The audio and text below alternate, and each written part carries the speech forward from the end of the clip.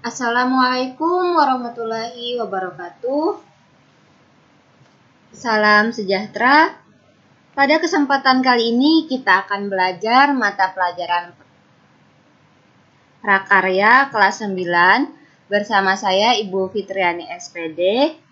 Dan materi kita kali ini yaitu pengolahan hasil peternakan dan perikanan pada bab 4. Dan untuk pertemuan kali ini kita akan fokus membahas tentang jenis ikan, udang, cumi-cumi, rumput laut, daging, telur, dan juga susu.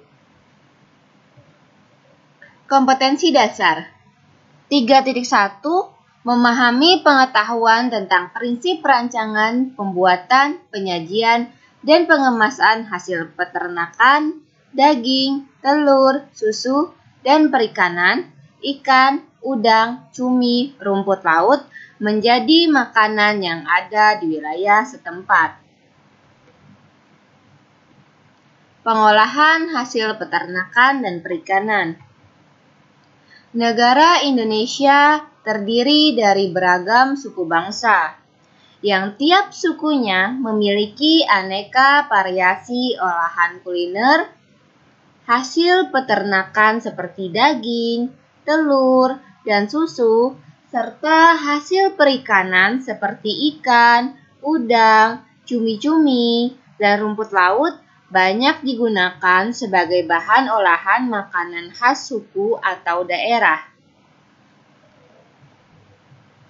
Jenis ikan, udang, cumi-cumi, rumput laut, daging, telur, dan susu. Hasil peternakan dan perikanan banyak sekali jenisnya. Pada video ini akan diuraikan jenis ikan, cumi-cumi, udang, dan rumput laut, serta daging, termasuk juga telur dan susu yang sangat umum dijumpai di Indonesia. Yang pertama kita bahas adalah ikan.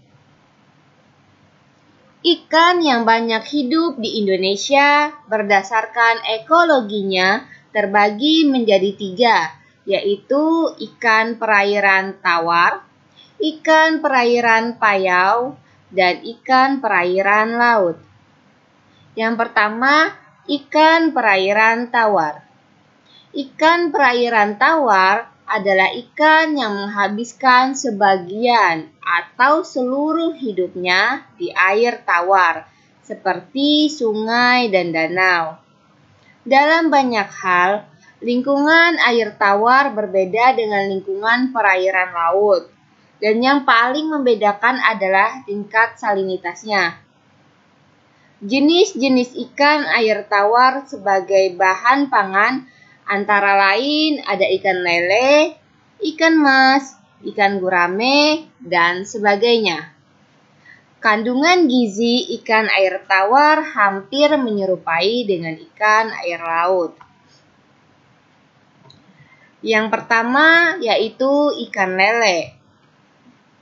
Ikan lele bukanlah ikan yang asing karena ada banyak di pasaran, dan ikan lele mudah dikenali karena tubuhnya yang berwarna abu-abu sampai kehitaman, kulitnya licin, bentuk tubuhnya agak pipih memanjang, serta memiliki kumis yang panjang yang mencuat dari sekitar bagian mulutnya.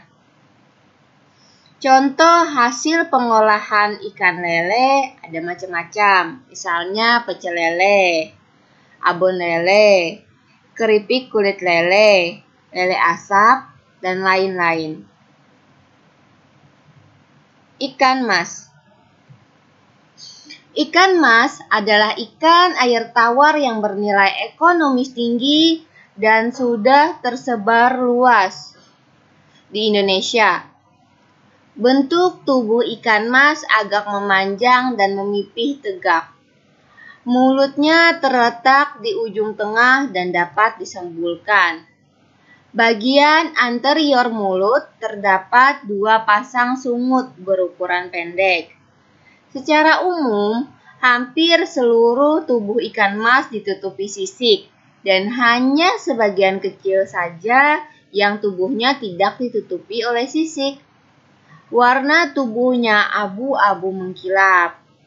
Ikan mas dapat dibuat menjadi beraneka masakan, misalnya pepes ikan mas dan pesmol ikan mas.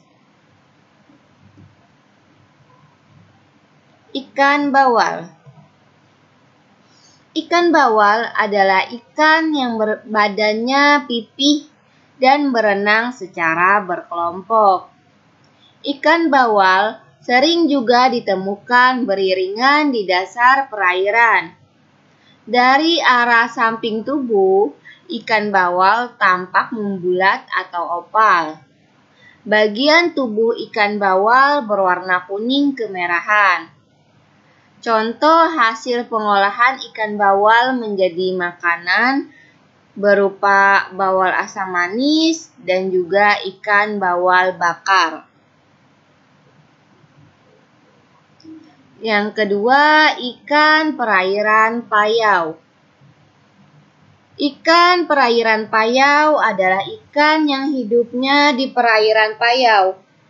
Perairan payau merupakan pencampuran antara perairan tawar dan perairan laut seperti muara. Kadar garam dalam perairan tersebut berkisar 5 sampai dengan 29 ppm. Jenis-jenis ikan air payau yang sering dikonsumsi sebagai bahan pangan. Yang pertama yaitu ada ikan bandeng. Ikan bandeng merupakan ikan yang habitat aslinya di laut. Tetapi saat ini ikan bandeng sudah banyak dibudidayakan di perairan payau. Ikan bandeng memiliki tubuh memanjang agak gepeng. Warnanya hitam, kehijauan, dan keperakan di bagian sisi. Saat ini, ada banyak sekali variasi pengolahan ikan bandeng. Dan yang terkenal itu adalah ikan bandeng presto, yaitu ikan bandeng yang dimasak dengan cara dikukus atau direbus dengan tekanan tinggi sehingga durinya menjadi lunak. Ikan perairan laut. Ikan perairan laut adalah ikan yang hidup di laut dengan salinitas di atas 30 ppm. Ikan laut sangatlah banyak jenis dan ukurannya, dari mulai ukuran terkecil sampai ukuran yang besar. Kandungan gizi ikan laut pun sangatlah lengkap dan baik untuk kesehatan. Ikan tuna. Ikan tuna adalah ikan perenang dan memiliki kecepatan renang yang cukup tinggi, pernah diukur mencapai 77 km per jam. Ukuran tubuhnya berkisar antara 100 sampai dengan 225 cm. Tubuh ikan tuna tertutup oleh sisik-sisik kecil yang berwarna biru tua dan agak gelap pada bagian atas punggungnya. Sebagian besar memiliki sirip tambahan yang berwarna kuning cerah dengan pinggiran yang berwarna gelap. Ada banyak hasil pengolahan ikan tuna, di antaranya adalah filet ikan, stik tuna, pengalengan ikan tuna, dan lain-lain. Ikan tenggiri. Ikan tenggiri memiliki tubuh yang memanjang dan pipih. Memiliki sisik kecil dan tipis dengan warna tubuh belang-belang biru gelap. Ikan tenggiri bermulut besar dengan taring yang tajam. Hidup berkelompok dengan tidak jauh dari pantai. Ukuran ikan tenggiri bisa mencapai 1 sampai dengan 2,2 meter. Adapun hasil olahan dari ikan tenggiri antara lain siomay, kerupuk ikan, bakso, empek-empek, dan sebagainya.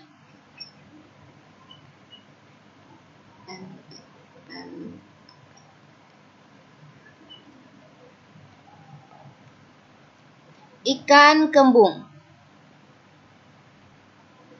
Ikan kembung memiliki warna biru kehijauan di bagian atas dan warna putih kuningan di bagian bawah.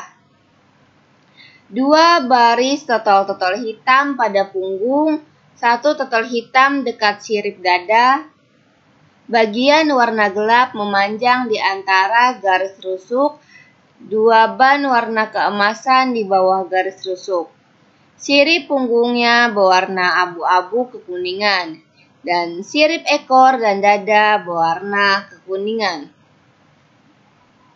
Ikan kembung memiliki panjang maksimum 35 cm, dengan panjang rata-ratanya berkisar antara 20 sampai dengan 25 cm.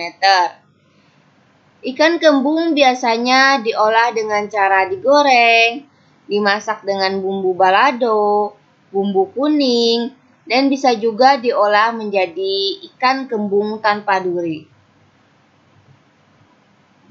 Udang. Udang adalah binatang yang hidup di perairan. Udang dapat ditemukan hampir semua genangan air yang berukuran besar. Apakah air tersebut air tawar, air payau, atau air asin? Ada beberapa jenis udang yang dapat dimakan saat ini dan sudah banyak dibudidayakan.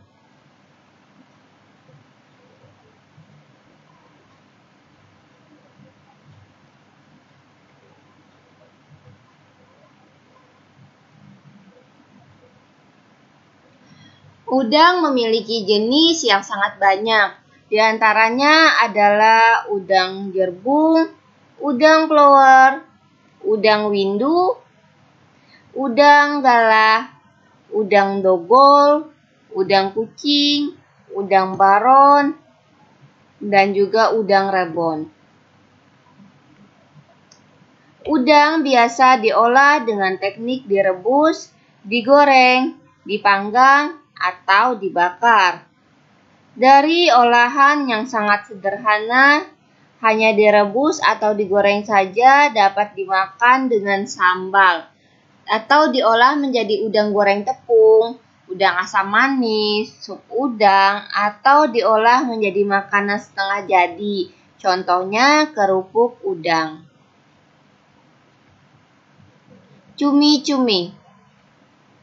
Cumi-cumi adalah kelompok hewan jenis moluska yang hidup di laut. Bentuknya yaitu silinder kerucut memanjang dengan warna bening kaca transparan disertai warna-warna lainnya yaitu ungu, merah, atau kuning, sesuai kamuflase tempat cumi-cumi tersebut tinggal. Cumi-cumi termasuk ke dalam hewan golongan invertebrata.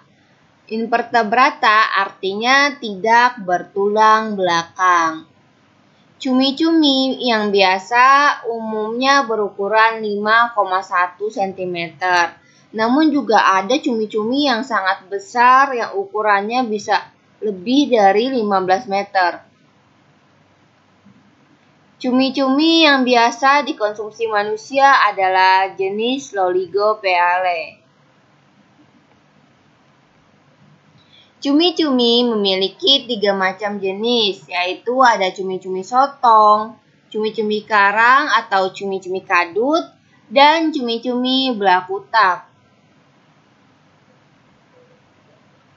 Cumi-cumi dapat diolah dengan berbagai teknik, antara lain direbus, digoreng, dipanggang atau dibakar. Olahan cumi-cumi antara lain adalah cumi-cumi panggang, cumi-cumi goreng tepung, cumi-cumi saus lada hitam, cumi-cumi sambal balado, dan bisa juga dibikin awetan atau setengah jadi, yaitu cumi-cumi asin atau bisa juga dibuat kerupuk cumi-cumi. Rumput laut. Rumput laut adalah alga makroskopik yang hidup di perairan, layaknya alga lainnya. Rumput laut tidak memiliki akar, batang, dan daun sejati. Seluruh bagian rumput laut disebut talus. Karena tidak memiliki akar, rumput laut hidup menempel pada pasir, lumpur, kayu, karang yang mati, dan juga kulit kerang. Rumput laut hidup di perairan laut yang dangkal hingga kedalaman 200 meter. Rumput laut dikenal sebagai bahan baku pembuatan agar-agar. Dan rumput laut ini juga bisa digunakan sebagai tambahan dari es buah, es teler, es campur, dan berbagai variasi makanan lainnya. Daging. Yang pertama ada daging ayam. Daging ayam merupakan sumber protein yang berkualitas tinggi dan memiliki kandungan lemak jenuh yang lebih rendah jika dibandingkan dengan hewan yang berkaki 4. Ayam juga kaya dengan kandungan vitamin, antara lain vitamin A dan berbagai vitamin B, serta beragam mineral berupa tembaga, zat besi, kalsium, fosfor, kalium, dan zinc. Berdasarkan jenis ayam yang dibudidayakan, ayam dibedakan menjadi 2 macam, yaitu ayam kampung dan ayam broiler atau ayam negeri. Daging sapi. Daging sapi memiliki warna yang merah. Bagian tubuh hewan ternak sapi yang memiliki daging terbanyak adalah bagian paha depan dan paha belakang. Bagian kepala, leher, tungkai, dan ekor termasuk bagian moncong, yaitu hidung atau cingur, dan lidah juga diambil dagingnya, tetapi tidak sebanyak bagian paha. Bagian jeroan atau isi perut tidak dianggap sebagai daging. Cara pembuatan daging ini antara lain dengan cara direbus, digoreng, atau dibakar. Daging sapi dapat diolah menjadi aneka ragam makanan, contohnya rendang, semur, bakso, abon, dan lain sebagainya. Daging kerbau. Daging kerbau memiliki ciri khas berwarna merah yang lebih agak gelap. Teksturnya, seratnya lebih kasar dibandingkan dengan daging sapi. Kandungan lemak daging kerbau relatif rendah daripada daging sapi. Dan daging kerbau dikonsumsi oleh sebagian besar penduduk di Asia Selatan dan Asia Tenggara. Tempat asal hewan ini. Pengolahan daging kerbau biasanya sama dengan pengolahan daging sapi. Dan dari segi harga, daging kerbau ini lebih murah daripada daging sapi. Daging kambing. Daging kambing merupakan sumber gizi yang penting bagi negara berkembang yang biasanya terletak di daerah iklim tropis. Daging kambing lebih empuk daripada daging sapi dan kerbau.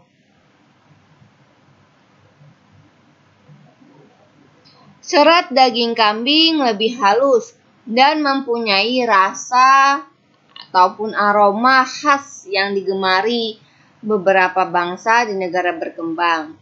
Hasil pengolahan daging kambing misalnya sate, sop, dan gulai. Telur. Telur terutama dihasilkan oleh hewan jenis unggas dan ikan yang sebenarnya adalah cara hewan tersebut berkembang biak dengan bertelur. Dari telur akan menetas hewan muda untuk kelestarian jenisnya agar tidak punah. Telur dapat dikonsumsi manusia dan memiliki kandungan nilai gizi yang tinggi. Telur ada berbagai macam jenisnya, dan jenis telur yang biasa dikonsumsi ada telur ayam kampung, telur ayam leghorn, telur puyuh, telur itik, dan telur angsa. Susu. Susu adalah cairan berwarna putih yang disekresikan oleh kelenjar mamae pada binatang mamalia atau binatang yang menyusui. Dan binatang tersebut tentu saja yang berjenis kelamin betina. Karena jantan tidak bisa menghasilkan susu. Dan susu ini merupakan bahan makanan dan sumber gizi untuk anak dari hewan tersebut. Susu juga merupakan sumber gizi bagi tubuh manusia.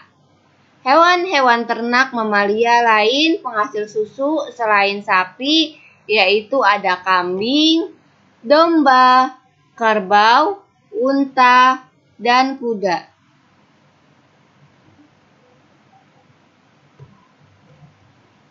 Susu binatang banyak diolah menjadi berbagai produk, misalnya yogurt, keju, mentega, susu kental manis, susu bubuk, es krim atau es krim bahasa Indonesianya.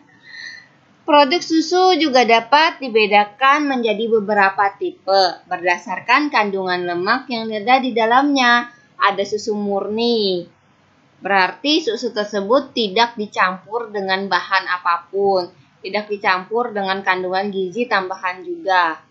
Ada susu kurang lemak, ada susu rendah lemak, dan ada juga susu yang kandungan lemaknya sangat tinggi. Demikian video pembelajaran kita pada kali ini. Terima kasih buat kalian yang telah mau menonton video pembelajaran kali ini. Semoga video pembelajaran ini bermanfaat untuk kalian.